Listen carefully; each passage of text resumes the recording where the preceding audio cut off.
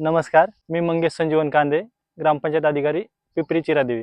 गेल्या 6 दिवसापासून आपण इथे मुख्यमंत्री समृद्ध पंचायत राज अभियानाअंतर्गत आनंदी कुटुंब समृद्ध गाव याविषयी प्रशिक्षण घेतले आहे। सदर प्रशिक्षण आपले प्रवीण प्रशिक्षक योगेश शास्त्री यांच्याकडून त्यांच्याकडून योग लाभलेला आहे। त्यांनी कुटुंब समृद्ध झालं तर गाव समृद्ध होईल याविषयी आम्हाला सलग 6 दिवस प्रशिक्षण दिलेलं आहे।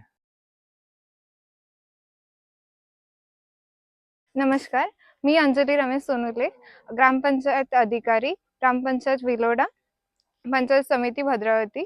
आपण या 6 दिवसाच्या प्रशिक्षणाला खूप काही असे नवीन शिकलं आहे।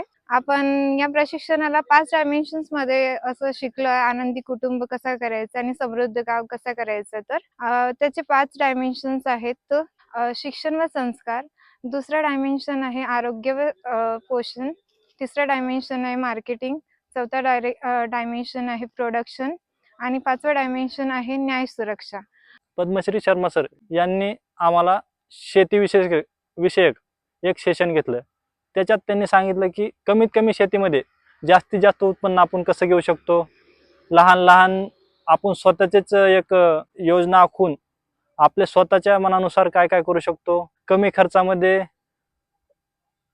विना रासायनिक खते वापरता नैसर्गिक शेती कसं करू शकतो। पाऊस पडणारं पाणी आपल्या शेतात मुरवून त्या पाण्याचा पुनर्वापर आपण कसं करू शकतो।